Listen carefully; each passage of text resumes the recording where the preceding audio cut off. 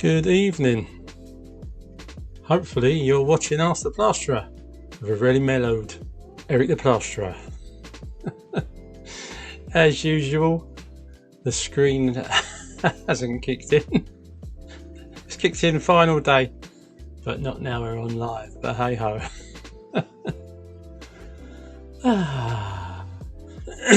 Just going to take it nice, chilled and relaxed tonight. So I've not been on for a little while. I've been a bit tired. Who hasn't? All this plastering for a living wears you out, but keeps you fit at the same time.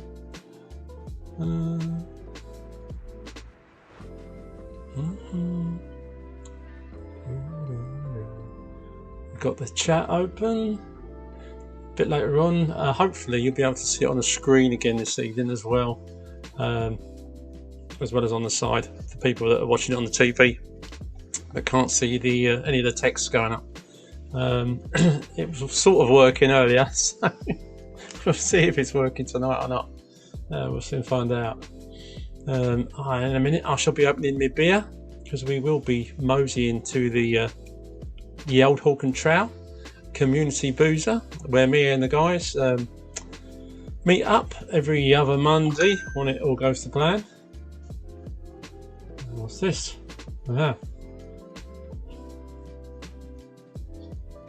Hey Alexander, good mate. Good, thank you my friend.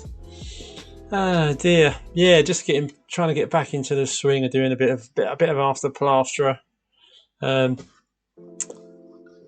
you know, sort of summer's been a bit up and down, and a bit on and off, bit nice weather, bit not so nice weather. When the weather's been great, I've been like shooting off down the old caravan for the weekend with the missus. It's a towing type thing. Hey, evening Marky. Hey, nice to see you, mate. This is my chilled out start to the evening this evening, Mark and Alex. Yeah, so I'm just she's coming along. You can hear me, mate. That's good, Alexander. That's good. Oh dear, the amount of times I've had to mess about with this thing to try and sort it out, make sure the sound's working and presumably the music's working, but not too loud or too quiet. All this technical stuff, but it's nice. Someone's got to make an effort, and it's me. If I'm not putting in the effort to pump any videos out there, even though I've got some footage, guys, but am I lazy? Have I just not got the time to sort it out? But I don't mind spending time with this and with you guys. Tonight I've talked about a few bits and pieces about sculpted polyurethane coving, and I only bring that up because I had a potential customer contact me. I think it was today, it might have even been yesterday, I think it was today, about the stuff, and I've taken a look at it and I don't know if it's something I really would want to mess about with, but I'm just so used to doing standard cove. But anyway, I've a little chat about that, a little chat about the fact I'm still currently deaf as a post at the minute, due to, well, one, because I'm getting old, and two, because my ears need syringing. And but anyway, I'll waffle on about that a bit later. Martin, hey, hello mate, nice to see ya. Welcome brother, welcome to the chilled out After Plasterer with me, Eric the Plasterer. For anyone that's hang on, very good, 5, 6. Yeah, anyone that's not been here before, I'm Eric the Plasterer. I've been a plasterer in South London for the last 38 years, and here to answer any of your plastering related questions and just to generally have a chat. We will move from the slightly chilly, now the nights are drawing in, slightly chilly River Thames into the local community boozer, the Old Hawken Trail, which you'll sit by the fire and have a drink. I have with me my empty glass and my lovely Brewdog IPA to help me to relax into the evening as we have a chat tonight about whatever you like.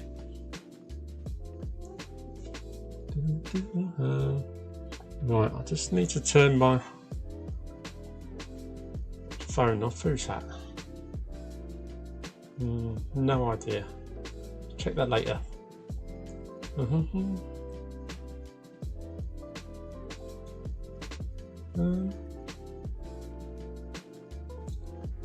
Oh, there I am. Just checking. I'm definitely there. I must be, otherwise you wouldn't be there talking to me, would you? Right, I hope everyone's not working too hard. That's Monday out of the way. And oh, it'll soon be Friday. Soon be Halloween. Soon be firework night. Soon be Christmas. Yay! Sorry, doggy.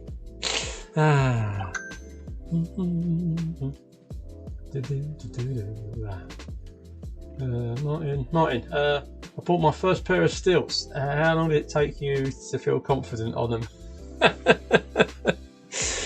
Well, if you said how long did it take you to walk on them, Eric, then I could have said, oh yeah, not long at all.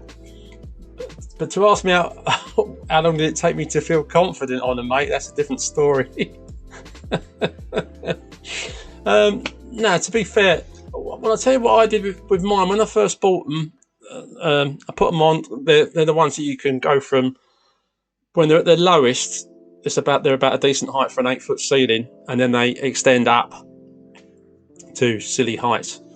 And I tried them a few times. I practiced on them around the house, and just hanging onto the wall, to be honest with you. And then like walking across, nothing in my hands, obviously, walking across my front room was where I was practicing, with my hands on the ceiling, and then just trying to get that confident feel. That it takes a little. The walking on them kind of comes quite quick, but to get that bit of confidence, mate, to kind of like be holding a hawk and trowel in your hands and leaning back with it. What happened with me was I started off doing it, but I was kind of a bit sweating on the brow, and then I had a really big ceiling to try and sort out, and I had to raise them up, and I thought, I was struggling with them on low. So I put them up high for this higher ceiling. I think I did about a quarter of it, and with the stilts up high, but my arm was so tense, because you just tense up a bit like if you go ice skating. Your feet only ache because you're so tense, because you can't relax, and if you did relax, they wouldn't hurt so much. But anyway, after I'd had them high, when I then went back to bringing them down to the normal height, suddenly it felt a lot safer, which gave me more confidence, and then I felt great on them. But I think it was only after I put them up, in my opinion, uncomfortably high, and then, which was petrifying, when I brought them back down for a stand 8-foot ceiling, they felt great, and that's when I've kind of sussed it from there, mate. So yeah, you can learn to walk on them pretty quick. The confidence thing, everybody's different. A few of the guys got some, tried them a couple of times and got rid of them, which is crazy, because the amount of ceilings I've done over the years on the stilts is to go back to having to rig up. I mean, I rigged up scaffolding on that big job a while back, but I hadn't put up a proper deck like that for donkey's years. And what I can't do ceilings off a trestle or a couple of ladders and a plank or whatever. So they're fantastic. And I just put my bucket on top of my spot board, mix it up there on my little steps, bung the stilts on. You can reach standard 8-foot ceiling. If you've got a standard high spot board and stand with one of the big buckets on the top, it's easy to reach down into, spread the stuff on the ceiling. Beautiful. So there you go, Martin. Simples, mate. Simples. Shall we pop into the pub? Hang on. Oh, yay! Oh, the words on the screen are working again. I'm pleased to see, because I wasn't sure. I tried them earlier. When I typed stuff, it came up, but when some of the other guys did, nothing happened. The confidence goes the higher up you go, but they're a brilliant job. They are good, mate. They are good, Mark, without a doubt. Mike, hey, Mike takes the piss out of Eric all the time. Smile a smart. Hello, brother. Dear, this is the only technology I can work, mate. That I could think the amount of time the Discord's been running, and I thought, oh yeah, look, There's a little microphone button there. Give me the full 5 seconds. I don't know if you can talk for longer than 5 seconds on there, on the setup that I've got. But yeah, every day's a school day, mate. Learning all the time. Learning all the time. I've nearly got McDonald's machine sussed. But I've been so disappointed the last few times I've done different McDonald's. I've been seriously just knocking McDonald's on the head. Issues with the burgers, or they haven't got fillets, they haven't got milkshake, they haven't got apple pies. Can you go and park the car while we finish off your order on a drive-through? Which what's the point of the drive-through? And I've had cold food of late, and it's just not good. I mean, the old franchises seem to be going a bit down the pan. I mean, years ago, I don't know if they started off as franchises, but none of them seem to be doing particularly well. Anywho, right, let's have me beer yet. Here we go. Hope you guys have settled down for the evening. I'm assuming, I don't think Mark, you won't have your log burner on yet, mate. It's a bit too warm. Well, it is here anyway. Not hot, but not log burn, not log burner weather, mate, is it? Oh wow. Hey.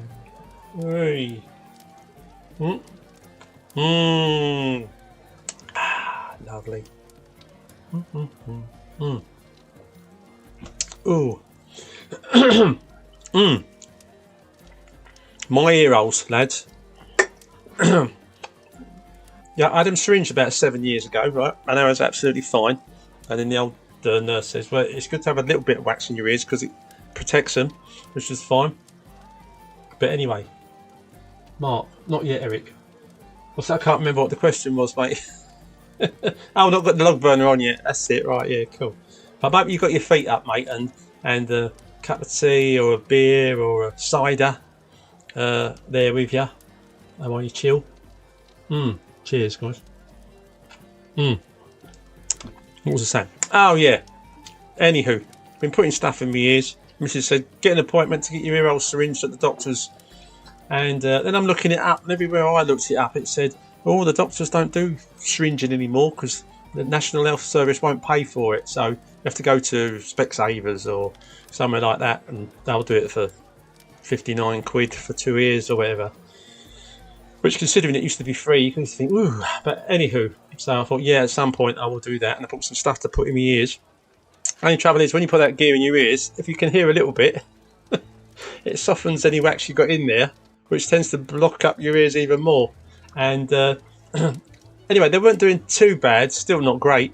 Last week I couldn't hear properly. And then the missus has got me an appointment at the doctor's to get me syringed tomorrow. And I thought, oh great, I better stick a bit more stuff in to make sure the wax is nice and soft so they can get it out with no problem. And so I shoved a load in my ears tonight, and I got up off the sofa, couldn't hear a thing.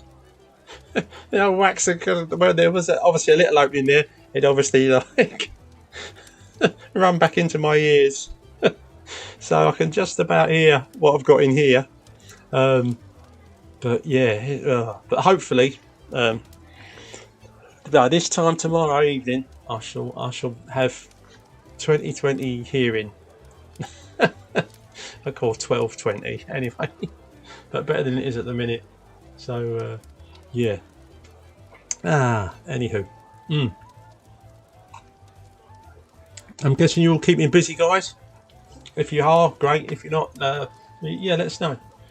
My work's been ticking over favourably. I got a woman that rang me today, a customer, and was it Laura? I think it was Laura. If it is, hi Laura, if you're watching.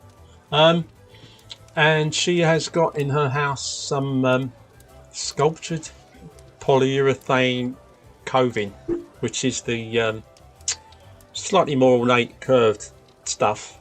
But it's I've never really worked with it before. Anything that's even vaguely like the old polystyrene, I think this one has got a more of a sheen skin to it.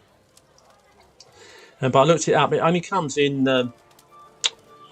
2.4 meter length, and on some jobs, which included hers, because I did mention that to her, that because of that you got far more joints in, and even when you miter, you know, to put the joint rather, there's a lot of people I've seen butt the joints up like that, which is like not a good idea. And they can, apart from the fact that they seem to show more, they can quite easily open up. But you have to do a kind of, if you do a miter on them, then, which is what I do with Gyprock Cove or Super Cove, the Pro Light stuff, which is like some kind of polyurethane inside, but it's still got the cardboard skin, so it's just like Gyprock Cove, only loads lighter. When it comes to like cutting it, putting it up, and painting it, and what have you. And full volume tomorrow, Mark. Oh, God, I hope so, mate. I hope so. This has been driving me mad. Mrs. moans at me anyway because she thinks I'm going deaf. Hey, evening, Stu. Nice to see you, mate. Yeah, so where was I? Oh, yeah, this coving. So, again, I'm not keen on how it would go. There'd be so, and she did say that in her front room, she's got it elsewhere in the house, but the rooms are smaller, and the front room, as she wants it, where she was asking me if I did that kind of cove, it's got some quite long walls in, and I mean the less joints I can put in cove, the more I like it. So I kind of declined the chance to do that job, not because I probably couldn't have done it, but I wouldn't have wanted to finish it and the customer not be completely happy about it. So yeah, so that one wasn't to be. But I'm sure someone there will go, oh yeah, I've done the old that stuff, that polyurethane. It is polyurethane, yeah, polyurethane cove, the sculpted stuff, Screw Fix it was from. But yeah, I mean, I've never bought any kind of cove from Screw Fix, if I'm honest. A lot of stuff always seems to be, even if it's a bit more fancy or ornate, it always seems to be a little bit DIY, and the lengths always seem to be far too short, which, as you say, means more joints. And because no blooming ceilings are square or flat, you know, I don't want to do a job like that. And people go, oh, I can see the joints on the flat bits. But anyhow, Jamie, all right, mate. Nice to see you, brother. Pleased you got time for me and the boys. Oh dear. I don't think I put old Charlie up here. I know his video's been out for a while, but I don't think I had him up on the old Arthur Plasterer. The last couple of times it went down or went out. Yes, I've had to completely revamp the whole thing just to make it work. Anyway, when I go back on the old one, which looks like this, it judders all over the place. But I still don't know why. But that was the issue I was having all those times. I was having problems with it buffering and freezing up and getting stuck and what have you. James, hello mate. Nice to see you. Evening. Welcome to the Community Boozer. You here this evening? Well, we've got Martin, Mark, Mike, Stu, and on speaking of Stu, I have been very recently become a member of his the mentoring group. Now, I've got to admit, it's taken me a while just to get the hang of how it works and what's where. But then I've never been any good at that. You ask Mike. And but I've been spending most of my time currently, as I've started on there, listening to the guide, watching the guide videos, and the motivational stuff on there, which I got to say is fantastic. It kind of makes me think, oh God, I've been doing so much wrong for so long. Is it too late? Is it too late for an old man? Whereas when you're a bit younger, you're going to think, yeah, let's get stuck in. And I'm thinking, oh God. But especially when it comes to if you want to be rich, like you need to accumulate assets and things that can make you money without you having to slog your guts out. Which currently a lot of us just slog our guts out. But well, I won't say you'll never be rich, but it's not an easy way of trying to get rich. And as like you guys know, being self-employed, if and when you're not working, you're not getting paid, and that is not the ideal. If you want to be able to, I don't know, have a bit more freedom in your life while you're still reasonably young, as opposed to possibly never having any out of the kind of the work rat race.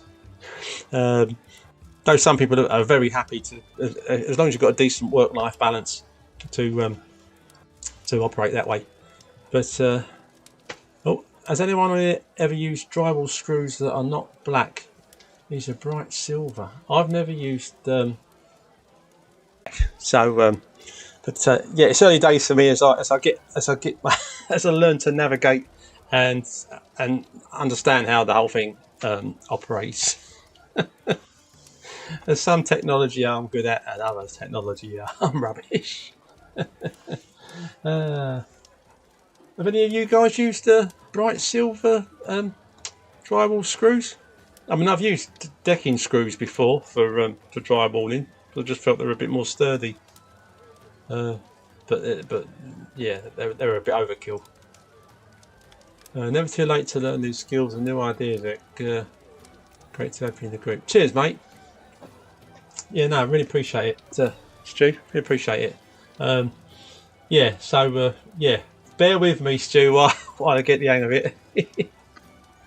I'll get there in the end, mate.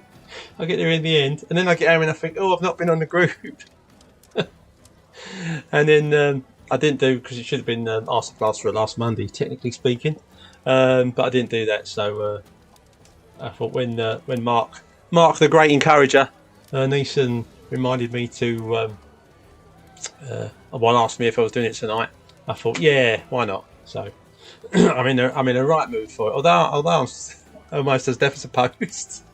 Yeah, I'm enjoying a bit of a chill out with me friends. I'm anticipating the old what do you call it? The Edinburgh trip next May. Yes, that's what I'm anticipating. There's certain T-shirts on offer for that event. I don't think we went into detail about them last time we chatted, but I'm not going to go into any detail this evening unless it comes to a point where we need to. But yeah, I know a lot of the regular guys and myself are looking forward to getting down there again. I'm assuming we'll put it on here and on Trail Talk, so it is open again for anybody, not just the nearly dirty half dozen. But yeah. So we'll put that up and see if we get any takers or guys that didn't come last time that saw what a good time we had and saw the old lovely sunshine we had as well, even though it was right up north and in May. Which is, I did say to you, Jamie, didn't I, that the weather was going to be good, even though you doubted it, mate. And you should know, really, being more up that way. So yeah. Cheers. Bear with me. Oh, hang on. Sorry, I just pushed the wrong button on me, doodah. To the best of us. That one. For anyone that's not been here before, I am Eric the Plasterer. I've been a plasterer in South London for the last 38 years, and this is After Plasterer. This is the community boozer where me and the regular guys and girls get together just for a chat and a chill, really. Yeah, talk about work, talk about plastering, ask questions, and anything I can't answer can be answered by our good old mate Kirk Johnstone, or the other fantastic renderer, other than Mark Neeson and the gang, old Joel Cook. Mel, mate, you there? There he is. Speaking of Mark, it's him and I think it's him and George just doing a couple of hours on a Sunday. Yay! just a quick knock up, just a little bit of gear. Still taking the jacket next time, Jamie. Fair enough, mate. Fair enough. Look at that. Oh, look at that. I couldn't even afford that many spot balls, mate. They got there 1, 2, 3, 4. I think that's all of them. Oh, look, there's one up against the wall as well for when you do a big mix. Oh dear. Wow, that's something else, mate. Oh, nice to have that amount of gear and just be slapping it on, though. There will be some point, mate, where where I do come to Ireland and yeah, and do some. Well, I say once I get there, I probably won't want to do any work, mate. Won't I? Let's be honest. But it would be nice to have that opportunity. And I know you're offering, brother. So cheers. Joe had a great excuse not to be there. Well, his missus was only pregnant, mate. She wasn't actually having it until, well, he would have been back a little while before she dropped the baby. But yeah, no, completely understand. He is now getting to grips. He's discovered that that joy that you only really know when you when you have a kiddie. So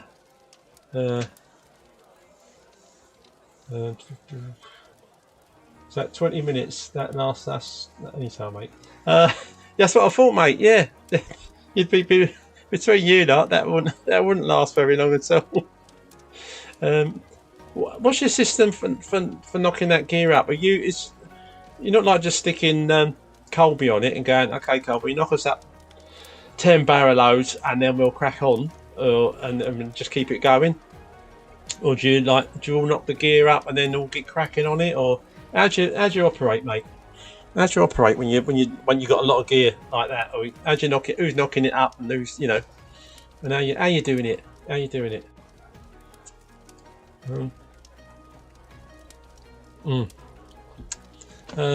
Mike, dates yet, mate?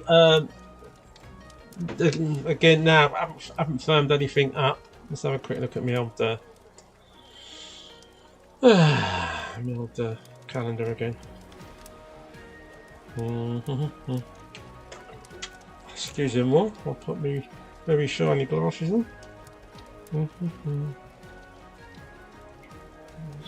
Oh, May. The 6th on the May 2024. The 6th is the May Bank holiday.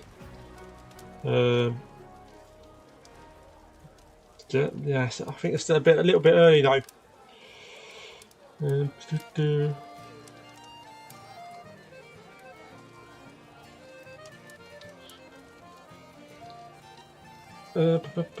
Again, I'd probably quite happily go down there from 15th of May. I mean, there's nothing stopping anybody going earlier or coming later, or incorporating the weekend either end of where they want to go. But if we picked a kind of a base date of around the 15th of May, unless there's any major reason that would work out, then we could sort something else. Third Monday in May. Which one is that? Hang on.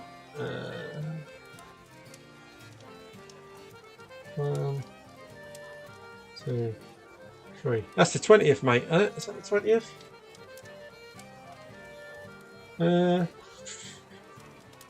Yeah. Oh, we could go. We could go from then. I mean, it's meant to be after Plasterer that night, but I probably won't be feeling that great. So, yeah, or we could gravitate, say, go down on the 20th, which is a Monday, and then basically stay as long as we like. I'll probably stay another 3 or 4 days, probably. 20. Should we put the 20th out there as an idea for a date? 13th is the wife's birthday. Mind you, if we went on the 15th, mate, because we ain't got to go on a Monday, have we? I'm trying to think also which is the cheapest option for travelling, whether it's flying or getting on the train, whether it's to go midweek or at the beginning of the week. Again, I better do some exploratory stuff on that front. But if not, I don't think there's anything specific happening in Edinburgh around the 20th. There's no fringe on or anything like that. Nothing that's going to suddenly make everywhere packed, nowhere to stay, and twice as expensive as it normally is. Cheaper hotel prices start of the week. Well, you see, Jamie, mate, I don't think my I don't think my hostel changes much on the price front, whether it starts on a Monday or a Wednesday. But yeah, for the guys that like a bit of luxury, like yourself, and I can't hack it like real men. Yeah, I suppose if it's cheaper to get yourselves a hotel on if it starts on a Monday night, then perhaps we will go for the 20th. Let's pencil in the 20th as a start date for the May 2024 Edinburgh Plastering Convention. And if most of us agree that's a good kind of start date, then we'll pop it out on the old socials and on the Trail Talk and what have you, and stuff like that. Might be easier for others too. Yeah, no, fair enough, mate. Should we say that? Yeah, okay, let's pencil in 20th of May.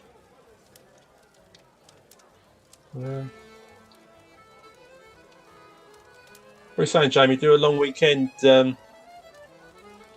instead of yeah. No, just there'd be so many options, mate, that we can if we do it for them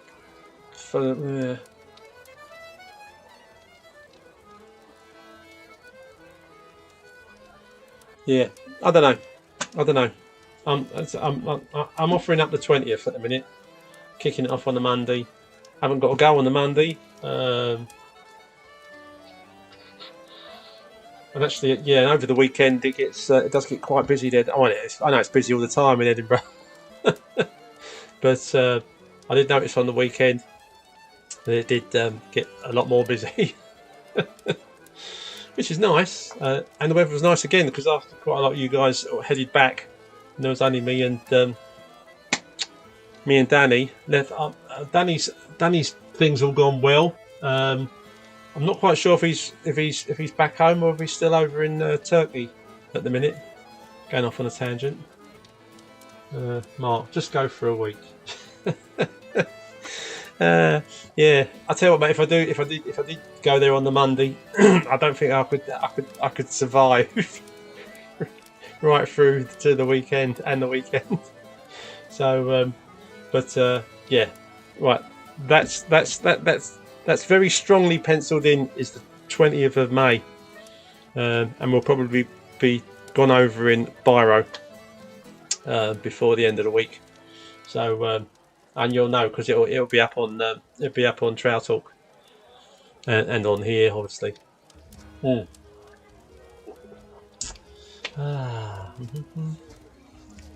But yeah, just go for a week. Right. Okay. Let's. I don't know if Stu's still about, but yeah, if we'll put something together, Stu, on the old do another. What group did we do it in before? Was it a messenger group, wasn't it, as opposed to a WhatsApp jobby? So still in Turkey. Said he would watch at 9. Oh, okay, cool. Because I saw he was having a bit of a diet mixed grill. Now he's seems to be quite well recovered, so cool. That's 9 o'clock our time, I assume, mate. Is it? I'm not quite sure. The time difference. Is there a time difference in Turkey? It's only probably about an hour, isn't it? 9 o'clock. What's the matter with him? Probably sleeping off his mixed. Why that mixed grill was yesterday, wasn't it? It wasn't today. Mind you, might have enjoyed it so much that he had another one. Just to keep his strength up for the journey home. But I'm pleased it seems to have all gone well. So, because I'm not kidding. I think the day that Danny went out there was I'm listening to the radio, and it's all these nightmare people that have been for ops in Turkey. And there was one that went really well, but there was a lot of others that didn't. And I was thinking, oh God, I hope Danny ain't listening to none of this. Yeah, sorry, I read that already. 2 hours, wow. 8, 7. So at 9 o'clock our time, mate, we won't still be on. Oh dear.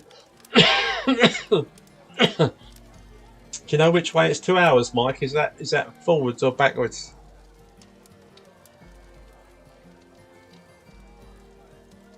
I mean, has it gone 9 o'clock there already?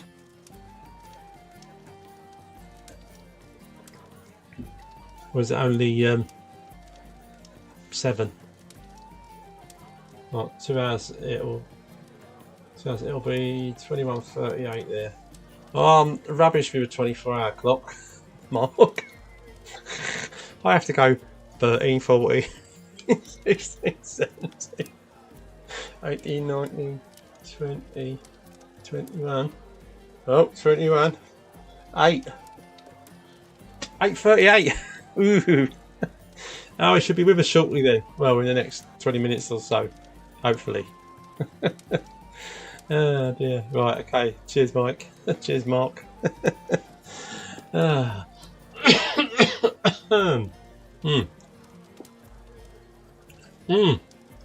Another thing, guys, as well. Before I go any further, I'd just like to congratulate our lady plasterer Tara on the birth of her baby girl, coming in at £6 and so many ounces. Can't remember because I'm a rubbish rememberer of such things, and so I don't think she'll be watching this evening because there's nothing. I think that was when was that? I don't even know what day it is. Not even a week ago. So yep, she'll be living the dream with a newborn baby. So congratulations, Tara. Congratulations, darling. Right, now where was I? A guy rang Aunt Parry about a lime job, doing the rendering internal on a solid wall, and he didn't realise that because this guy's in Hampton Court, which is, or Molesey, which isn't a million miles from me. So when he realised that Ant was in Wales, and Ant sort of passed him on to me and said, "Well, he's a little bit, yeah, congratulations, Tom."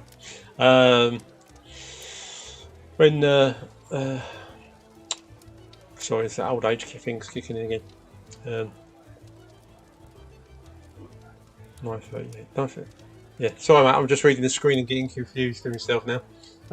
Yeah. Anyway, he gave my contact details to the guy who contacted me. I think he's a cabinet maker or something, working on a property which I think was his, solid walls. But the builder he had there, who's got plasterers, who he assumed would do the plastering, he said, "No, my guys won't do lime plastering, so you have to get someone else," which is why he was on the look. And but he said he'd already bought the gear, and it wasn't returnable, and it was like non-hydraulic lime mix, the backing and the finish. And then I looked up, because I haven't used non-hydraulic lime in any kind of lime mix, so this wasn't a I don't think this was pre-mixed stuff. But even if it was pre-mixed with non-hydraulic, so apparently it's quite tricky how long it can take to dry out. And then when I was looking it up online, it said on there about putting on 1 millimetre or a day, thickness wise, to allow for drying. And I thought that can't possibly be right. I don't know if you guys know any more about it than I do, but I thought, well, how on earth would you go about pricing that up? And the chances of getting issues with stuff either not drying out or drying out too quickly and cracking would be quite frightening. So anyway, so sadly I didn't decline the job. I did tell the guy I needed to look more into it, and then I couldn't guarantee that I'd be able to do it. So, you know, keep on the lookout. If you can get someone else to do it quicker, go for it. And I haven't heard from him since then. But yeah, if that kind of thing comes up again, I haven't got a clue. I mean, when I watched any videos of a lot of the guys doing any lime plastering, everything was kind of pre-mixed, and I don't think any of it was non-hydraulic stuff, so it was going off at a fair pace. And I just thought it was a little bit too risky to take it on, underprice it, especially if it takes days for 1 millimetre thickness of it to dry under the right conditions. Then so I don't know if you guys have got any clue about it at all. But if you have, or you know anybody that does, let me know.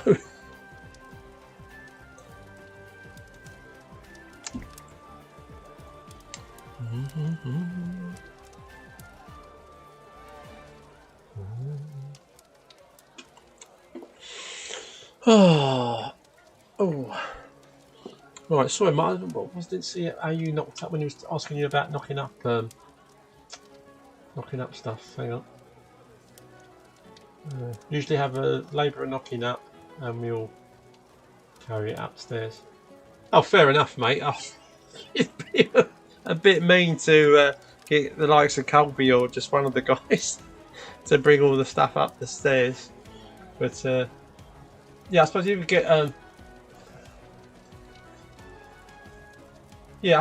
load on the go, so you got, well, say you got plenty. So whoever's labouring's at least got sort of 20 minutes to get another load mixed up. Then yeah, and just all cart it up to wherever you're putting it on.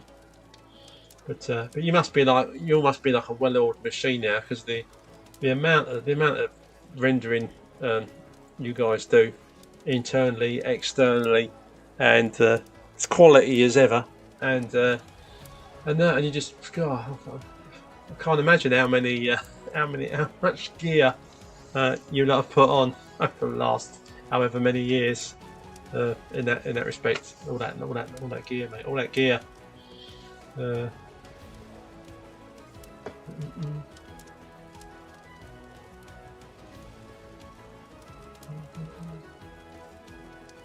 bear with. Get a chain going, doesn't take long.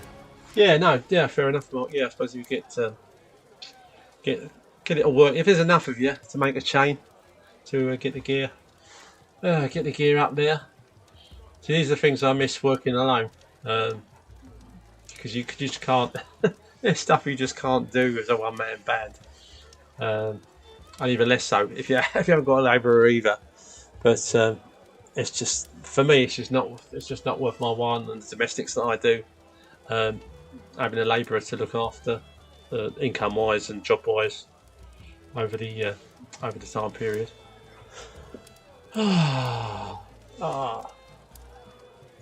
Wait.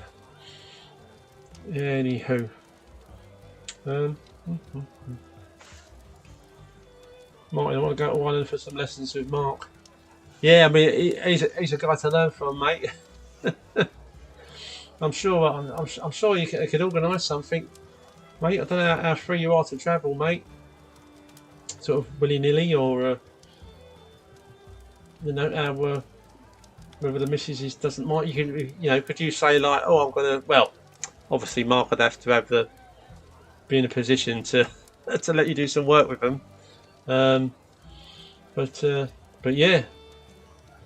Well, just mucking in with the guys for a few days. You'd learn a lot, without a doubt. I'd learn a lot. When we had 3 plasterers, we used about 20-25 bags of cement and 2 to 3 tons of sand a day. Oh, mate. You're getting paid day work though, mate, and you. I'm not sure what your system is there, because I know you're working for a major contractor, aren't you, on all these houses?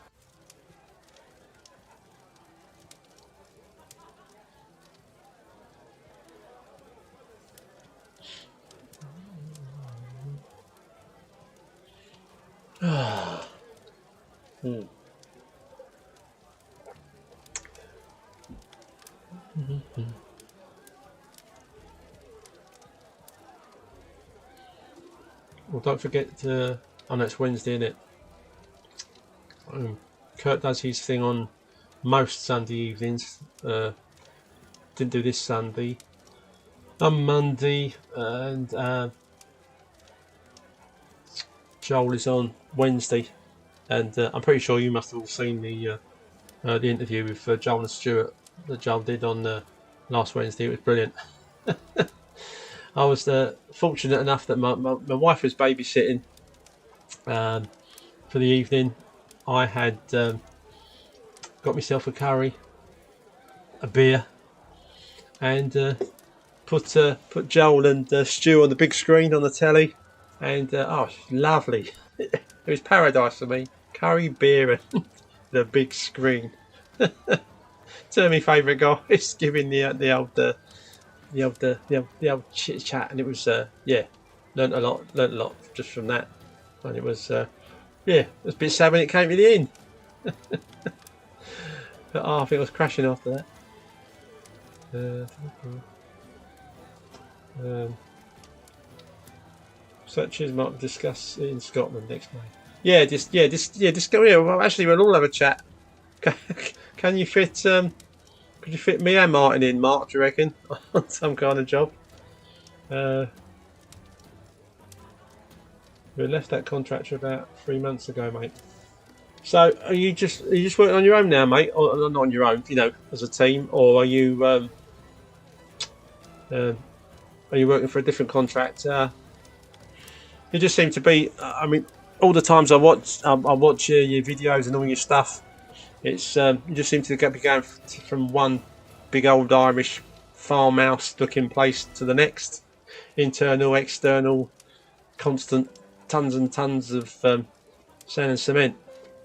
But are you doing the same thing now for a different contractor, mate, or are you doing it for your for yourselves as a whole, or what's the score, Mark? What's the score?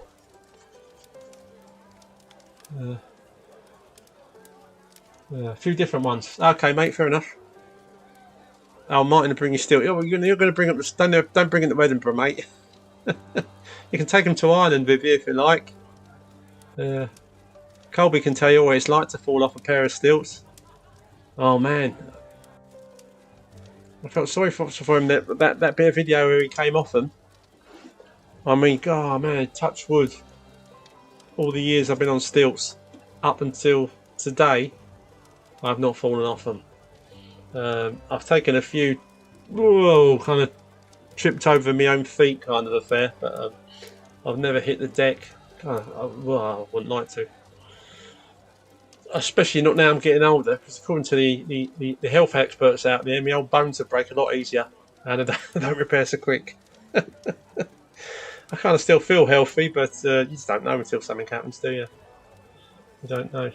I do get when I go if I do the park run on a Saturday, it's 5 kilometres, which is great. If I can still get round without stopping in half an hour, I'm a happy man.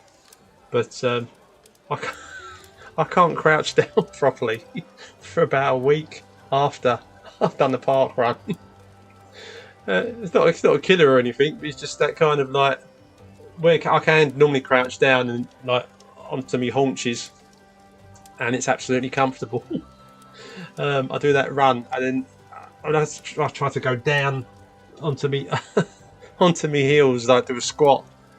And behind my knees feels really tight, and then it literally takes at least a week for that to ease off.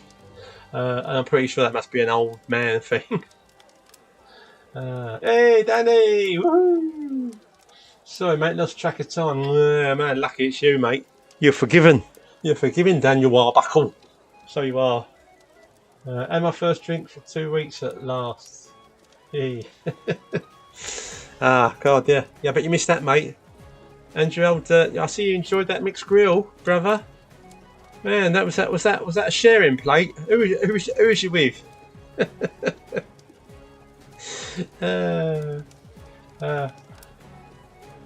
Jamie tripped once. Slipped my wrist. Throw the trowel. Oh God, man, yeah. If you fall, Jamie, on the stilts, man, you've got your trowel in your hand. It's having the speed of your, again, which is a bit slower when you get old, to think, yeah, lose the trowel because it's sharp and I'm going down, and yeah, oh dear. Again, it depends on what kind of space you're in as well. If there's somewhere where you can fall and kind of grab something, might be good. On the other hand, you might really clonk your head against something if you haven't got a nice big space to fall in. But anyway, let's not talk about such things. I'm sure none of us, including Martin, are going to fall off of our stilts, so we should all be good. Yeah, Danny, I'm really pleased that the ops all seem to have gone well, mate. And yeah, looking forward to getting you back to Blighty, mate. Back here with the lads, where it's where it's got to be a bit safer. We've got the good old National Health to take care of you if anything goes a little bit twiddly, but I'm sure it won't. I bet you're glad to get rid of that blooming bump thing, mate, as well. And then the kind of ones that they do on those that skin program that they have on the telly, where it's just they just keep popping great big things and bumps like that on people's backs and fronts and their necks, and they cut them out, put a few injections, cut them open, and get some great big pus ball out. I'm pretty sure it must have been just something like that, mate, that you had there. But yeah, it must be lovely to have that gone. And hopefully, if you're careful, you'll be able to start the old proper training regime. But give the old hernia thing, mate, plenty of time to heal up on the inside, because you can hear that. Because I had a double. I think yours is a hiatus one, whatever it was up here somewhere. I had a double down there, blooming hernia, 20 odd years ago, and probably longer than that now actually. And had that done, man. I couldn't work for a while, and I've never seen such bruising in all my life. But that was before keyhole type surgery. I hope you ain't too bruised up, mate. Hopefully you won't be. But yeah, let us know. You got any big mauve bruising around the old tummy, mate, or is it just a little scar? Or don't you know yet because you're covered in bandages?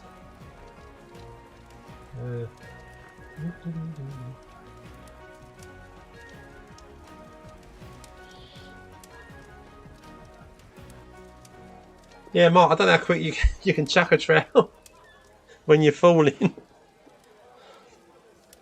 Actually, Mark, I haven't seen you on any stilts, brother.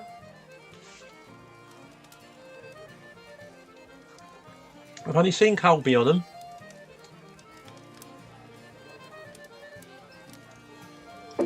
Hang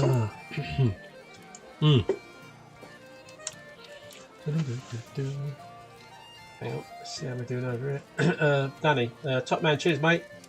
Mate, honestly, I'd feel safer here. 100% top surgeons. I still got the hiatus one, mate. Oh, you still got that one?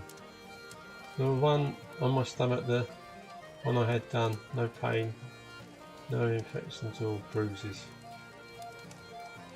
Can't believe it. Yeah, no, that's great, mate. I was saying to the other guys earlier, the day that you were there, they had a bloody radio phone in about people that had been to Turkey for ops that had gone wrong. And I thought, oh, sugar. I don't think, well, Danny will be there now, so he won't be listening to this.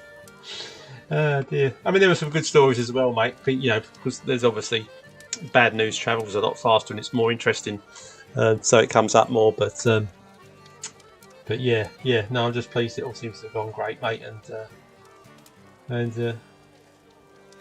so what else we got to go then, mate? So there's still got the hiatus one, the one on the stomach, the one I had done.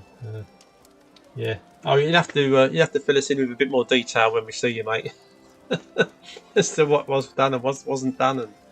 And are you still hoping to get that hiatus one sorted out, mate? Either back over there or over here at some point? Because I thought that was the main thing stopping you doing any. Because when you got that kind of hernia there, doing anything that kind of like stresses your core isn't great. I tell you not to do it. Not you don't have to do crunches, but so many things you do. Saying that, mate, even when you're working as a spread, you use so much of your core strength, which puts a strain on you on the front part. But you're getting there, mate. You're slowly becoming the not bionic man. You'd be a bit of a robot then, wouldn't you? But you're slowly getting it sorted out, mate. Onwards and upwards. At least you're young and you got loads of time to sort yourself out and have a blooming good life. He wasn't on them very long. I got a new pair off Danny Arbuckle. I'm getting a new pair of 2440s. Oh, okay, Mark.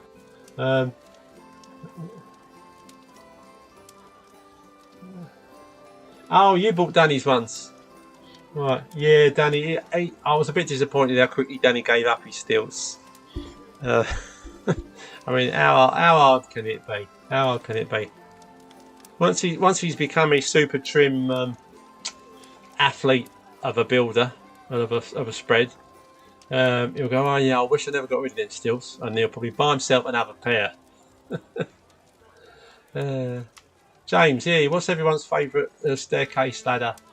We're just and where'd that go? Right, oh, hang on.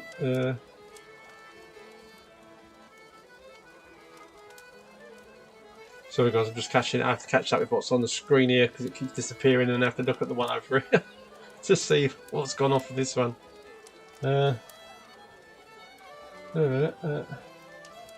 Danny, lucky enough, my Turkish friend had good friends who are top surgeons. Thank God. Yeah, I know if you've got a Turkish mate, and then that's all good. If you've got connections out there, then that's a million times better for starters. What that's that. James, what's everyone's staircase ladder, and where from? Just recently changed mine. The only ladder I've got that I use for the staircase, but I started to generally as soon as I buy it, I leave. It's the your A-frame ones that've got the long extended wide bits on the bottom, where you can kind of click them up and click them up to long straight ladders or keep them as an A. But after 5 minutes, I take the long steadies off the bottom because they're just so cumbersome and get in my way. But other than that, I'm not using any what I'd call proper staircase ladders. I'm just on a wing and a prayer, mate. Like a lot of the guys, kind of balancing stuff into the tread, into the riser, and then locking my other ladder off of that one so it can't go anywhere, and then putting light bolts across. Whatever. I do not much like doing ceilings in high stairwells in the hall stairs and landing. Luckily, the one I've done recently, I didn't have to do the ceilings; it was just the walls. So that was a bit of a blessing. You wouldn't have all seen it on Discord, but that last hall stairs and landing I did had a zigzag line outside the house, and after the zigzag line was a double yellow line, and so I had to just be illegal and bump the curb to get all my gear out to do the job, because obviously I was there a few days, and then to get everything all including the rubbish back in again at the end of the job. So that was a pain. Oh, nothing worse than a sneeze that doesn't come out. Yeah.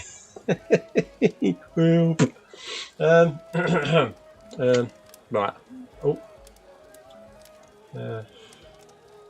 Yeah, but yeah, James, my staircase method in general, mate, is to again, they all kind of vary slightly, don't they? Some are a reasonable kind of height, and others where the stairs go down and the ceiling just keeps going straight, and it goes on for such a long distance that the height, the drop down is like absolutely crazy. But yeah, I'm a kind of a wing and a prayer. Stick stuff in there, but I always make sure it's not in a position where it's going to slip off the stairs and you end up killing yourself at worst, or breaking something at best. So yeah, I don't know what the other guys do. Guys, any other details on the best what kind of ladders you're using to do with the old staircase without killing yourselves? Danny, yeah, eventually, and probably over there, mate. Nah, this one is on my esophagus. That one isn't that bad. Oh, okay. The one I had done is on my abs. Yeah, it's the abs one I was thinking of, mate. Anyway, and that was the problem for me. Yeah, okay, mate. Yeah, no, the abs one. Yeah, I was thinking for a minute. Then you didn't have the abs one done, but you have. So, yeah. Don't worry about the other one so much then. Danny, top stilts they mind. Not that I ever used them properly. Well, that's it, Danny, mate. You never used them stilts properly, and that's why you sold them to Mark, which is great for Mark. I'm happy for Mark, but a bit disappointed, brother. Bit disappointed you didn't you didn't persist with them a little bit longer. Mike's smart. I fell off my stilt once. I had a bucket of water on a step ladder, and as I fell, I hit the ladder, and the bucket of water fell over me. Bucket of water. Bucket of water fell over. Fell over him. I haven't looked at old Damp Sam's post since I told him he was a bit of a leper. Not a leper, it's a bit of a parasite. What's that a picture of, Mark?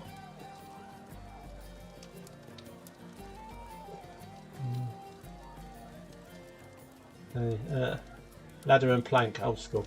Yeah, that's basically it, Danny. So James, plank and ladder, mate. But when you can get some proper decent kit that you can use in stairwells. Which if you get a lot of staircase jobs, it's probably worthwhile. But it's like anything else. It's nice to have a decking on a big ceiling, but we loves a bit of water. We loves a bit of water. Oh yes. Danny, mate, I'll be fit as a butcher's dog, up and down that up. I loved it. Once it's all laid on, anyway. Yeah, that's the thing, mate. Once it's on, see, that's the thing. See, a lot of you have to teach a lot of DIYers or guys starting out is don't mess about with your plaster. Get it on the wall, especially before speed skims were a thing. And I'd see like new guys, and then mix up some gear, and then start putting it on wherever. Say the bottom left corner, fine, for a bit of skim, and then they start playing with it, trying to smooth it off a little bit. Yeah, try and get it a little bit nicer, and they'll spend a few minutes on their first trowel or their first hawk full of it, or not spotboard rod, or handboard as they call it up north. It was get it on the wall, then worry about. Then you got time to mess about with it.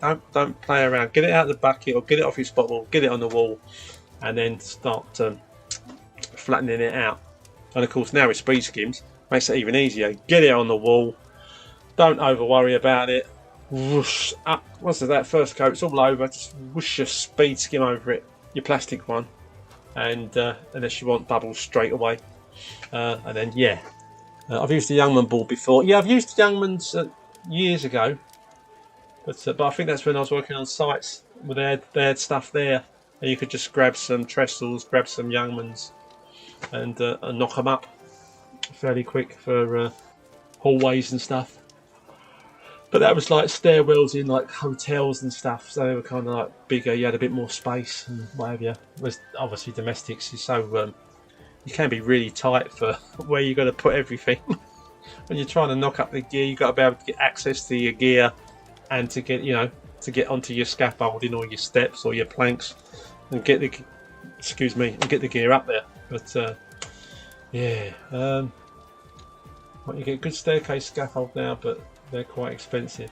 That's the thing, mate. You can, if you've got the money, you can buy anything nowadays, regards to make life a bit easier on the work front. But the other thing, if you got it, it's like storing it somewhere. I would love if I had the kind of house where I had a big garage, let's say attached to the house, or where you could drive down the side.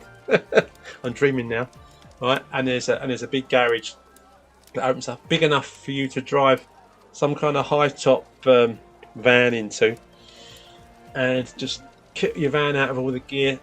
Have a garage that's so big you can store scaffold boards, acros, Youngmans, all the stuff you would need to do those kind of jobs. Buy the fancy equipment for the stairwells and stuff. Store that in there, so when you need it, just pop it all on your van the night before, and it's all tucked away and you're nice secure from the blimmin' burglars garage, hopefully, and then jump in it the next morning and drive it out like a bit like Thunderbirds coming off of Tracy Island and go off to your job. bit like Kurt Giordano does with his great big lorry that I think he's got again.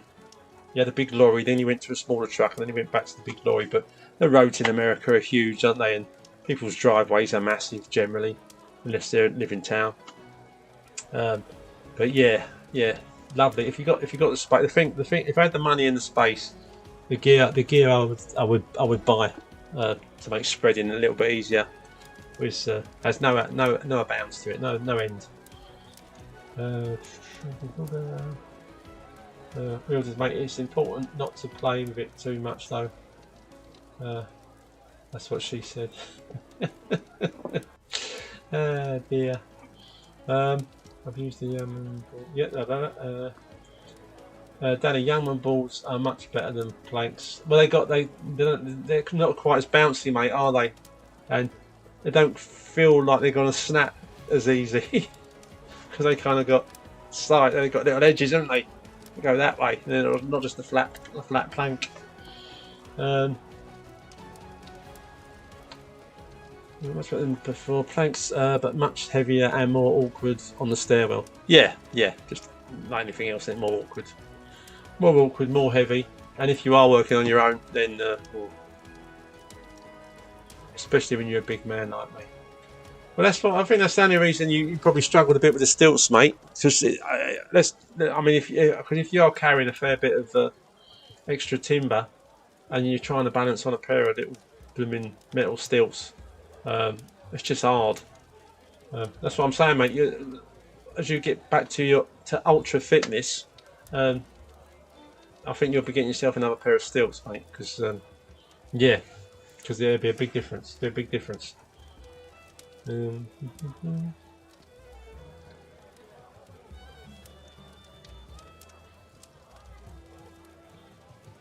use Youngman across the landing when the stairs aren't in. Great job. I haven't been on a job, Mark, where the staircase hasn't yet been put in. It's just a hole in the ceiling. Normally with just a step ladder going up it. And you think, oh, okay, there's no stairs yet. Gotta get up and down there. But at least the stairs don't get in your way when they're not there.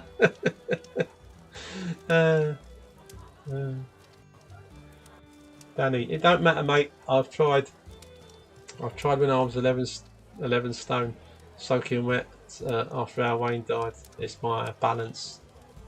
Okay, mate. Fair enough. But yeah, 11 stone's my kind of peak. Like, when I start going over 11 stone, I need to lose a bit of weight. But I'm coming in height wise. I'm 5'11". I used to be 6 foot, but you do shrink as you get older.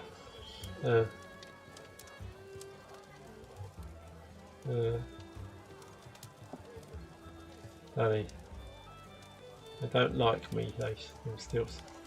Nah, okay, mate, fair enough. I mean, I'd like to see you getting on a pair, Danny, and kind of see if it's I mean, the balance thing, mate. Again, were you adjusting those little springs properly? Because that's what they're there for. They've got, I'm pretty sure even the cheaper ones have got adjustable springs, and it's the tension you put in the spring that helps you keep your balance right. If the spring tension's too loose on the stilts, when you lean back slightly, the stilt will do that backwards, which you obviously don't want it to do. The only part where you want it to bend is kind of forward, and when you toughen up the tension on the spring, it stops any movement in the wrong direction, which has a massive difference on your balance. Even though one of my springs is broken on my left stilt, I must get that repaired. But I've got so used to walking on them now. I think if both the springs broke, I wouldn't have a problem. What fascinates me, thinking briefly at the when I was at the Edinburgh Tattoo, which was wonderful, by the way, guys. I suppose some of you saw it on the old telly after. I wouldn't have taken so much video if I realised it was going to be on the box a week later.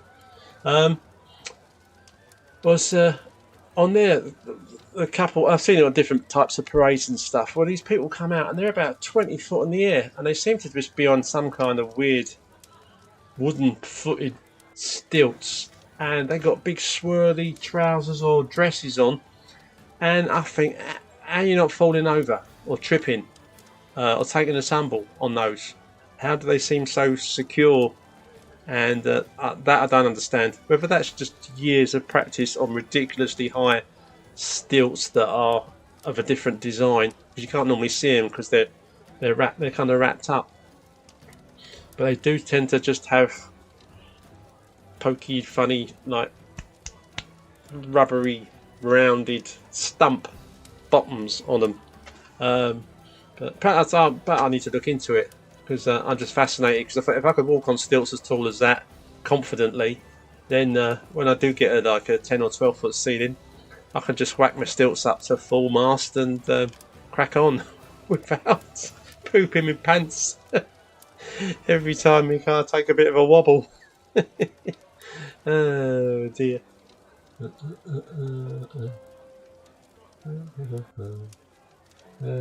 If you've just joined us, I'm Eric the Plasterer. This is Ask the Plasterer, would you believe?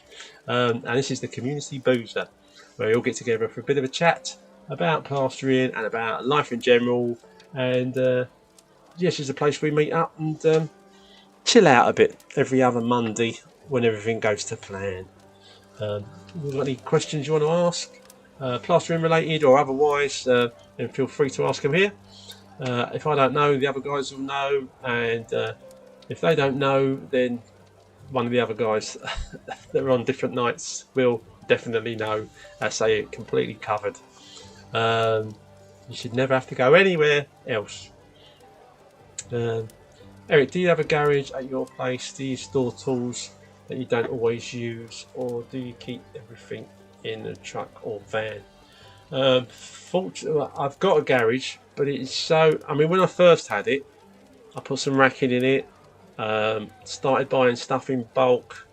You know, sort of buy it bulk because it's obviously cheaper, well, or it used to be anyway. I buy big packs of angle beads. So I've got sort of 70 to 100 in a box from guys that used to come from up north and like deliver stuff. But you had to have an account, and they would hassle you every month on the phone to buy more gear, which was a bit of a pain, and you settled up at the end of the month. But by the by, so bought stuff from there, loads of boxes of scrim, stocked up all the shelving, did start storing some plaster in there as well, but I found it wasn't that, you know, in the summer fine, but in the winter it could get quite damp in there, and by the time you start buying plaster, storing it in the garage, putting it on top of a pallet, and then buying the plastic stuff to wrap around it to stop it from getting damp, you might as well pop to the shop and get it the night before, because by the time you've done all that and then you've unwrapped it all to get it to the to get it up the garden through your house, because I didn't have any other access, I had to go through the house and into the motor, and I thought, now I'll just buy it as I need it. And over a time, the garage started to fill up with other things. The wife says they are all mine, but they're not. They're not.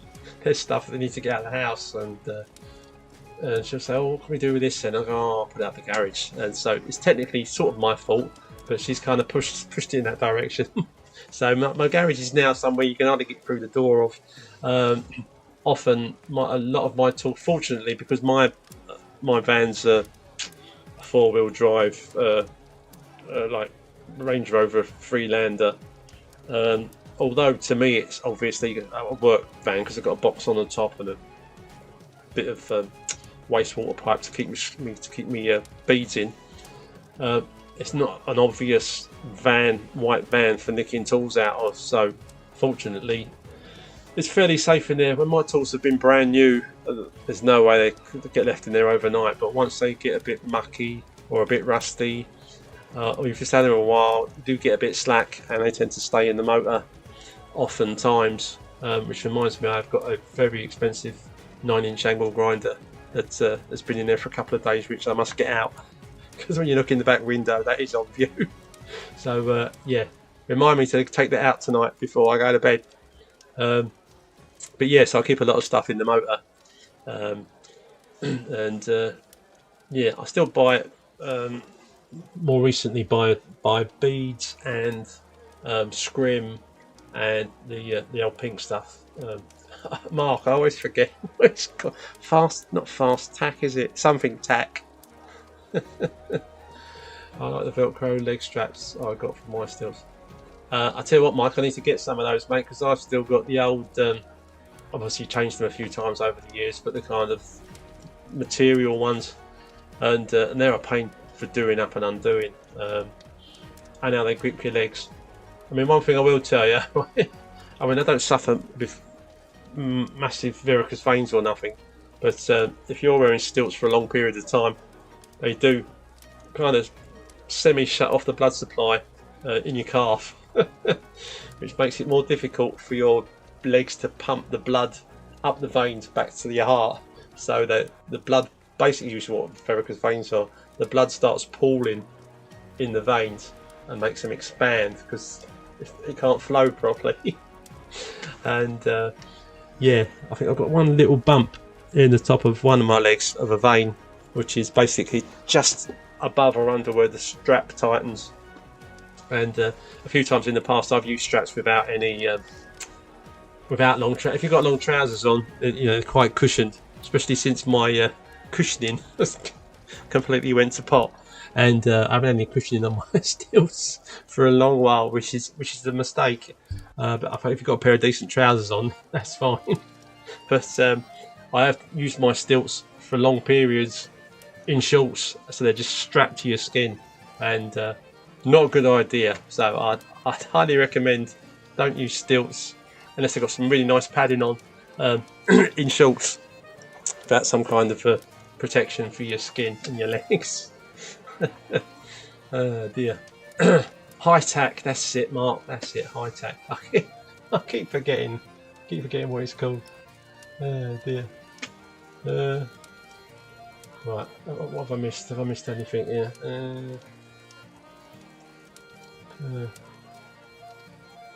Right, harder to get. What's that, Mark? Harder to get the landing wall straight when the stairs aren't in. Yeah. Yeah, I'd rather work up to the stairs than go past and do the drop. If the stairs are going to go in after you've done the drop, oh yeah. Danny, mate, I looked like a skeleton that way. It was not good. No. Yeah, well, I think that I watch quite a lot of podcasts that Stephen Bartlett does, the very young millionaire fella off of Dragon's Den, Diary of a CEO, and it's got some brilliant interviews on there, by the way. And I don't know how tall the guy is, but he looks just quite a thin, not particularly tall guy to me. Not that you often see in pictures of him standing up and normally sitting in a chair. And he, when he was asked in some interview that he was doing with someone else, he said, "Okay, what's your standard weight?" He says, "Oh, I come in at about 95 kilos." And I think, how can you weigh 95 to 100 kilos? It don't look like there's nothing of him, but he's probably 6'4" or something. I don't know. But so that must be you, mate. I mean, yeah. When I go over 11 stone, that's when I start not getting fat. You know, my genetic makeup isn't. I'm a pregnant man with big love handles and a pot belly when I put on too much weight, which is disappointing after you've had a six pack. Trust me. But keeping a six pack is hard work. Sadly, it's all about diet, mate, and not really about the exercise. Because you can exercise a really fantastic six pack, but you just can't see it. It's underneath the bloody fat. And with guys, fat tends to accumulate on their stomach, unless you're one of the really unlucky guys that gets it on their legs. I can't think that chef's name. Owns a few pubs. Famous chef, big guy. He puts on quite a bit of weight now and again. Had a few issues with weight loss and that, but he carries his weight on his legs. When he puts on weight, his legs get massive as opposed to his stomach or whatever else. So it affects different people in different ways.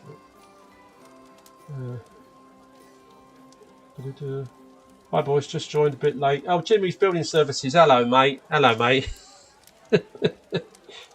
got to pop in just for a change of scenery, mate. Just for a change of scenery. Nice to see you, mate. I was just joined a bit late to the party. Don't worry about being late, Jimmy. You're always welcome, mate. Right, Mark. Sorry, I might have a few spare springs, Eric. I must have a look in the garage. Would you have spare springs, mate? I mean, it's not something you get with the stilts, is it? I've just the thing is, the stilts, the Dura stilts from the USA. I must have bought them 20 odd years ago. I mean, they're a bit like Trigger's broom. No, they're not. They're not. The main stilt body is the same. The springs are original, which is why one of them has snapped. I've changed it. It's got no padding on them at all anymore, and I've changed the straps a few times. Never changed the feet. Never changed anything else. So they are well made. They've lasted me well, and they've done me proud. But they want to at like nearly 500 quid, 400 and something quid, and that was 20 odd years ago. I don't think they're much more expensive now, but you can get them a lot cheaper, or you can get cheaper stilts. Yeah, and for me, things like getting when I can use something, which is wrong attitude really. When I can still use something in the condition that it's in, even though I know I should get something for it, that tends to be what I do. And like I say, on my stilts, I should have bought new padding, should have bought a new spring, should have bought a whole set of new straps, not just the one that broke, that snapped, and keep them well oiled because they do squeak a little bit. But I haven't, because I can still put them on and lay on the ceiling with them, and I think, oh yeah, I must get some, and then life carries on, and you're at your next job and you think, yep, I still haven't got any bits for my stilts. Similar with my work vans or cars. Oh dear. I like the Velcro leg straps I got from my stilts. Oh yes, so I saw that bit already. Sorry guys, I'm just catching up. I'm really too slow. Danny, I don't look too bad now, and I'm still about 15 stone. About right for me. Yeah. Wow, Danny, I tell you what, Danny, if I weighed 15 stone, mate, wow. Yeah, I dread to think what I'd look like. I'd probably be in hospital, mate, if I weighed 15 stone. Yeah. Oh, yeah. I don't know. Well, I wouldn't say it's not possible for me to get to 15 stone, but I'd be well pulling back before I got anywhere near it. I have no idea what I would look like. I had to replace one. What's that, Mark? I had to replace one, and I had to buy two. Oh, that's the thing they do, isn't it, mate? Well, I'll tell you what, mate. If you've got a spring going spare, I mean, I'll happily pay you for it, mate. Happily pay you for it, just because then I know that you'll send me one. Whereas if I have to sort out getting myself one, I just won't get around to it until my other spring breaks. And then if I can use them both with they both got broken springs, then I won't bother getting any springs, which isn't sensible. It isn't sensible. Probably far more comfortable to walk in stilts with properly adjusted springs. 4 new handles and 6 new heads. That's it, Danny. But it's still a good brush. Yeah, that only falls in horses. Cracking stuff in that, mate. That's why it's a classic. Mark, you can buy the padded tops too. Shore Pro will fit Dura stilts. Okay, mate, I'll have a look. I will have a look. I've got to have a look. I'm a fool to myself otherwise. Well, especially in the summer, like when it's really hot and I just want to wear my shorts and I don't want to put on a thick pair of trousers to cushion my legs from the metal and the straps. I think I'm just a sucker for punishment. Jimmy, I find stilts a bit iffy on domestic jobs. Okay on a clean site, but I prefer my hop-up. I've got one of those extended Magners hop-ups. Oh yeah, I've seen those. I didn't think you was allowed to use them on sites, Jimmy, because of health and safety and all that malarkey. I mean, I didn't know that until I was chatting to someone about, get some stilts if you're doing site work and that. They went, oh, we're not allowed to use stilts, health and safety. Still, because on a lot of sites, I suppose depending on what the type of site it is, got a lot of uneven concrete floors, and the stilts would be a nightmare. And a lot of hotels or hospitals or places like that I worked back in the day, they seem to get all the ceilings and all the walls sorted out first, and the concrete and the finished screeds or the fancy tiled floors always seem to go down last, which is sensible, I suppose, rather than putting down a floor and covering it. But you know, on domestics, mate, as I say, I'll stick up a spot board, stick my stand on top, put my old big tub on top of that, which for standard height ceilings, that's the right height for reaching down and dipping into the bucket to get your gear out. And yeah, just lay it all on, and good as gold. Has done it for donkey's years on domestics. But without my stilts, I'll be completely lost, or some of my ceilings would look a bit rough, because having the stilts and making sure my customers clear the room out, being able to just trowel it up and down and across without taking your trowel off of it. Because obviously when you're doing sections and you have to move anything, you're taking your trowel off, and then kind of, again, depending on what length of hop-ups and stuff you've got, but I can't, I've done it when I've been really stuck before and I've had to, oh sorry, but I can't, yeah, if my stilts became irreparable, I would go straight out and buy the money and buy a new pair. If I didn't have the money, I'd probably go and hop for it rather than work without stilts. But yeah, those extending Wagner hop-ups are good, mate. Danny, when you met me, I was about 18, 19. What up when we was in Edinburgh, mate? Was that? Jimmy, Jimmy, will you consider coming to Edinburgh next year, mate? We went on May last year. We went about the 15th. This year we're looking at, or next year rather. No, it's 24. No, it's 23 now, isn't it? Oh man. I blame it on the COVID, not remembering what year it is. Yeah, next year we're going to Edinburgh again in May. Spreads Meetup, or Plasterers Convention, as we've got to call it from now on. And we go out there for 3 or 4 days to a week, and have a jolly good time. And a jolly good time it was as well. So feel free to put your name down for that, mate. There'll be an official thing about it on Trail Talk or on here or whatever when the time comes. I think the only reason that Kirk didn't come was because he's little nipper. There wasn't even one, was he? He's only just turned 1 now. His phone is about the same age as my little grandson, bless him. He only turned 1 a little while back. Jimmy, I'm on the Isle of Wight. No health and safety down here, mate. Fair enough, mate. I thought he was going to say I'm on the Isle of Wight, so there's no chance of me getting to Edinburgh. But yeah, no, okay, no health and safety. But yeah, no, I never had stilts when I was on site. Never had electric whisk either. I don't think I saw electric whisks until I was working for smaller building companies, where some of the guys had whisks.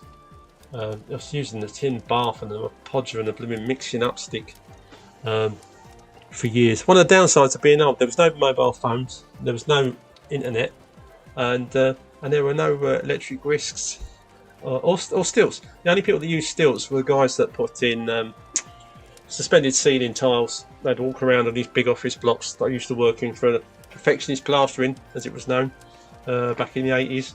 And the first time I saw guys on stilts, like the ones we use, all they were doing, they had stacks of tiles up on some hop-ups, and they just put their stilts on, grab a big armful of them, and walk along, slotting them into place.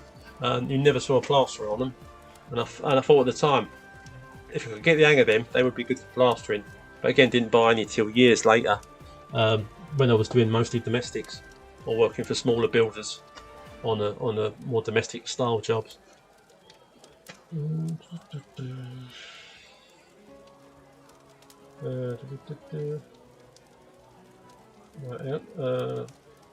Jimmy's on the Isle of Wight. Danny, health and safety goes out the window when they're behind on the jobs on site. Yeah, you're probably right, mate. I've not been on a site job for so long that I suppose if whatever big boss man isn't there to check up, then they'll have you do whatever it takes to get a job knocked out. I've got to admit, back in the day when I was on sites, it it was mostly day work, which was fantastic because you didn't have to kill yourself. And if the day rate was a decent one, you're happy as Larry.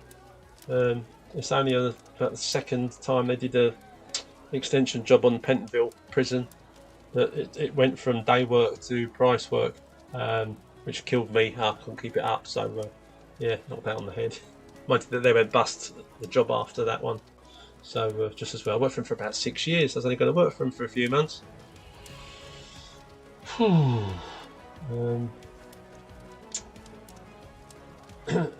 Jimmy, I can lay on a 10-foot ceiling on that pop-up, and I'm only 5'10" in heels. Like it, mate. Nice one. Bit of a lad. Danny, yeah, different, mate. Definitely gonna have to get one of those pop-ups, Jim. Jimmy, yeah, we'll be up for it. Oh, nice one, mate. Yeah, yeah. We'll say put it in your diary, because a few of the guys last year, they sort of said, "Oh yeah, we're coming on to that. Yeah, that'd be great. You know, we can pick people up. Blah blah blah on the way. Looking forward to it." And then I don't think they put it in the diary because it was kind of like planning ahead. So, and they were like booking work in for the following year. So by the time it was getting close to where we're going, quite a few of the guys suddenly went really quiet because I think they just booked. I thought, oh, flipping hell, completely forgotten. Got work booked in, other things, and yeah, I mean, we still had a great time, and there's still a decent amount of us. But so yeah, put it in your diary, Jimmy, and see how we go, mate. As I said, there'll be more details of it coming up. We've only more or less decided what kind of date we're going to do it from. You can stop in a hotel. I stopped in hostel, one of the good ones up there, and it cost me 4 nights. Cost me 90 quid, and I got free breakfast. So I was well happy. Had somewhere to lay my head, mate, and it was clean, lovely toilet, showers, the whole shebang, and very modern. I was expecting some kind of nightmare from listening to the other guys who all said there's no way they were going to stay in a hostel. They're going to go and stop at a hotel instead. Dear. Except I felt sorry for Danny, because Danny was going to go in the hostel and he was there for one night, but some guy nicked his downstairs bunk, so Danny had to climb up some steps. So he probably, he wasn't happy about it. So he just booked straight out there, booked into a hotel. But yeah, you can get out there quite cheap on the plane or on the train. And mate, the weather was blooming lovely when we was there. We had a bit of everything, which you'd often get in Scotland, but we had some lovely, absolutely ultra blue sky days while we were there. So stick it in your diary, mate, and look out for future stuff coming up that's sort of talking about it. Jimmy, best £120 was that? That was for the hop up. Oh, excuse me. Danny, won't be needing one for a while, but I'm definitely going to get one. It'll be a while. Will it be a while before you can get cracking back at work, Danny? Since the op, mate.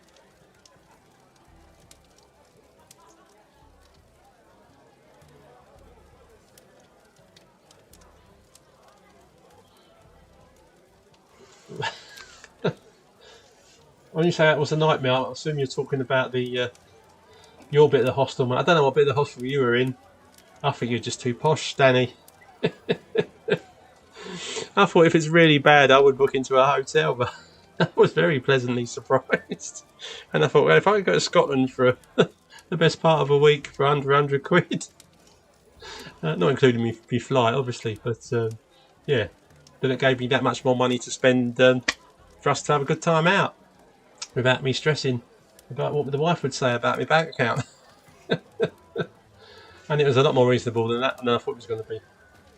Lovely food, lovely drink, lovely atmosphere. Just Edinburgh. I don't know if you've been to Edinburgh, Jimmy. Blooming lovely place, mate. If you haven't, I think that's why we suggested it last year. When's the next trip? We've got a date yet. Yeah, we're kind of looking at the 20th. I think I said the 20th. I've already forgotten. The 20th of May is a Monday. Kind of starting from the Monday. Because Jamie can't be away on the 13th because it's his missus' birthday. Joel's little babby will probably still be too young to for him to want to come away in May. But you never know. You never know. Depends how well organised they're getting and how good the babby is. So 20th of May next year is more or less what we've very strongly penciled in, Danny. So put it in your diary, mate. Put it in your diary and look for further posts about it on here or on Trail Talk. Then there 2 to 3 months, no heavy lifting, but I'm gonna get a labourer. If you get a labourer and a plasterer in, mate, you'll be laughing. You won't make much money, but you'll be laughing. Yeah, definitely a hostel. Come on, you know I ain't posh. Well, I did wonder, mate. You've got a lovely meal and a nice big comfortable bed and your own toilet. Well, it's just your own toilet's just such an expensive commodity when you're stopping up in Scotland for a week. Congratulations, you've received 100 messages today with Restream Chat. Oh, thank you very much. Jimmy, I'm going to hire a camper van next year. I was going to head up to Scotland with the missus and the kids. Or is that a no-go? Well, I'll tell you what, Jimmy, I've driven up there years ago when my kids were younger. Depends how much you like driving, mate. I was lucky enough to have a Chrysler Voyager, a Grand, as it was called. I bought it like second hand. And it was beautiful. 3.5 litre petrol engine. Had separate loungy seats in the back for my two girls so they couldn't kill each other, and they both had little videos they could watch.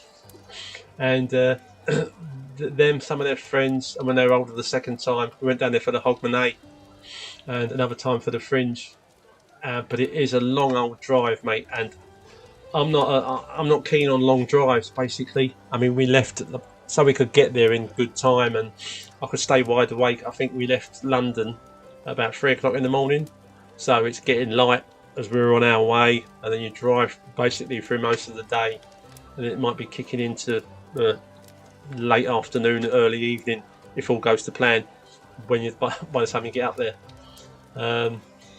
And then there's what I call the stress after you've had a great time of having to do that drive all the way home again, just thinking about work and stuff. And I thought, well, I'd rather be on a train or a plane, having a drink, having something to eat, reading a book, watching some videos, having a sleep, and then waking up in Edinburgh or back in London.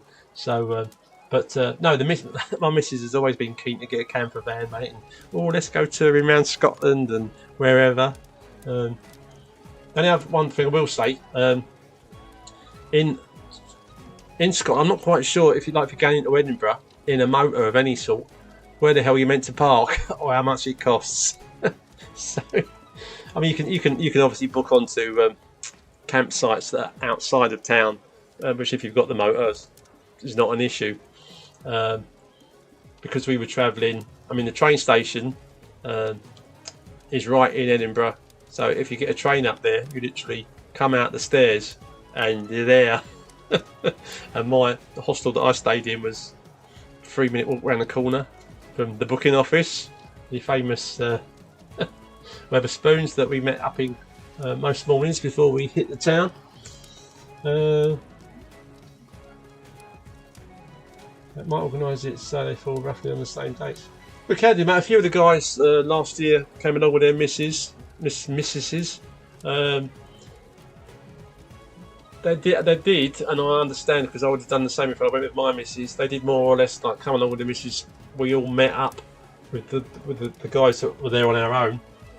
We obviously were there kind of for the duration, and the guys that came with their families, they had that kind of one night where we all met up, but then the next day they were doing other stuff with their family again, which is absolutely fine if you do it that way. Purely depends what you want to get out of the trip. But if you want to like kill two birds with one stone, have a nice family trip up there and organise it so you can get permission from the wife basically to have a night where you're going to meet up with the rest of the guys, and then just crack on with the rest of your holiday after that night. But play it by ear, mate. Play it by ear and let us know. Yeah, family holiday and a meet up. The more the merrier, Jimmy. That's right, Al. That's right. Martin, flights are £33 on EasyJet tonight for those dates. Don't forget, mate. That's without a bag though of any description, isn't it? Well, if you've got a bag this big, you can put under your chair. It's 33 quid. If you want a normal size one that goes up in that locker, then I think that's another 35 quid. And another 35 quid to bring it back again. Yeah, and whatever kind of stupid taxes and VAT and things don't mention. But it still works out cheap. It was cheaper for me to fly. I can't remember what I paid in the end. It was cheaper for me to fly and get returns than it was to get a train up there. Me and the missus went to the Fringe and the Edinburgh Tattoo. We went up on the sleeper, which was nice. It was a bit more than I thought. Than I remembered the last time I went on a sleeper. It had a proper bunk bed. The bunks go across the train that way, so of course if the train's doing that, it's quite rocky. but still nice to just be able to chill out, have a sleep, and do what you wanted until you woke up in Edinburgh. And as I said, that pulls straight into Waverley Station, which is there, right there, Princes Street.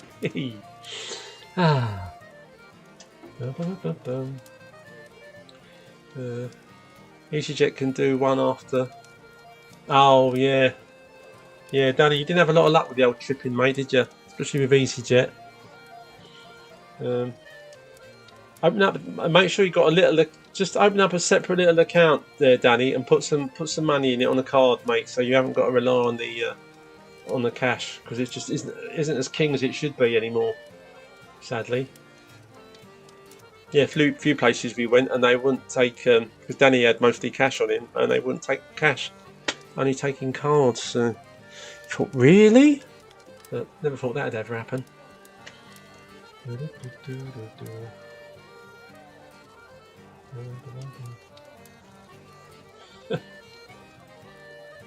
Yeah, he didn't have much.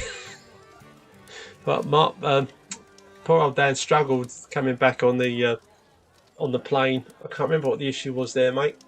But I think you hadn't paid for the bag apparently to go home, the big bag, and because you only had cash, they wouldn't take cash, so you couldn't even pay for the bag, so you couldn't get the flight, so you missed the flight. So then you went back to Edinburgh and got on a train at some point, and then you had issues with the train. I can't remember what the issues with the train were, but you did eventually get home, mate, though, didn't you? I thought after that you might never want to go to Edinburgh again. But you were the last man standing, mate. There was everybody, and then there was me and you, and then there was just you. I think I was back at home. You were on your way back to Edinburgh to get a train, oh mate. But I think you were there a whole extra day though, weren't you? I think. Then me, I can't remember now. I was trying to get rid of me cash, wasn't I? We have to do a few more jobs that go through the books, mate. That's the trouble. You can't do too many cash jobs. Though I'm sure you do put all your cash jobs through your book, well, obviously. Who doesn't? Danny, I paid for it, mate, both ways. And I even had the right amount on me too. Couldn't believe it. Yeah, that's. I would have made a bit of a stink, mate. If you had paid for both ways, and then it came to that at the end, then I would have made some kind of stink after the event, if I could have been bothered to. Excuse me. Oh, how are we doing for time? Oh, blimey! Right, I've overrun a little bit, guys, which is good. Makes a nice change. It's hard down here, mate. They all want to pay cash. It's great, but when it's all card, yeah, I suppose. Yeah, cash is handy, you know. That yeah, Jimmy, no one pays cash anymore. Yeah, not wrong, mate. Oh, I hope we never become a completely cashless society. Oh, I know. They'll know where you are. You're about to go anywhere. As soon as you pay for something on your card, they go, there he is. There she is. Right, guys, it's been an absolute pleasure. I'm going to go and have a chat with the missus so she doesn't think I've left her. And it's been a nice evening. Cheers, guys. Thanks for coming to our community boozer or Contrail. Don't forget, if you're not on there already, you can get onto my Discord server and have a chat with me and the other guys any time of the day or night. And yeah, don't hold your breath waiting for my next video, because I can't be bothered. But I can be bothered to do Ask the Plasterer, and I will do some videos when I've got a bit more time. But my younger daughter's getting married next month, so as that's drawing closer, there's things I've got to sort out and do, which will also take up a fair bit of time out of my old calendar. So cheers guys, love you lots, thanks for coming along, and I'll see you fortnight's time. And if I'm back on form, I'll get this up as a podcast, so you can listen to it on Spotify or wherever else you get your podcasts from. And right, this is Eric the Plasterer signing off, and I see you soon. Cheers guys and girls, bye.